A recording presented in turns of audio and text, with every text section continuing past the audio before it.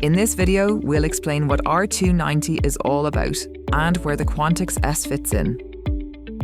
We've all been hearing R290 is on the way. Well, it's not on the way anymore. From the 1st of January 2027, R290 is the standard for new heat pumps. Same job, different refrigerant. Hydraulics, electrics, commissioning, all the same. The Quantix S is a monobloc, so the R290 stays outside.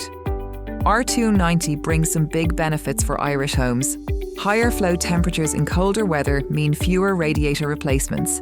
And since the Quantix pre-packaged cylinder has a buffer built in, defrost is never a problem. R290 is just propane, and the charge is usually small, around 500 grams to 1.5 kilos, less than 1/10 of a patio gas bottle. The Quantix S monobloc is hermetically sealed and pre-charged, so no refrigerant handling is needed on site.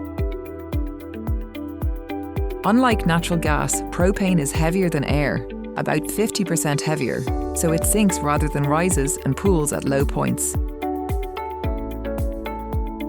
Propane only ignites within a narrow window. Below 2% in air, it won't ignite. Above 10%, same. R290 operates well below that lower limit. Every R290 outdoor unit has a keep-out zone. Follow the manufacturer's clearances, no guessing.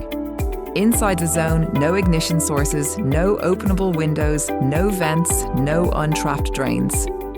Any drain taking condensate must be trapped, even if it is outside the zone. Before you commission, walk the zone. 3 checks. Move it. Barbecues, power tools, extension leads, parked cars. Avoid it. Untrapped drains, covered gullies, vents. Keep clear. Meters, isolators, flues, electrical gear.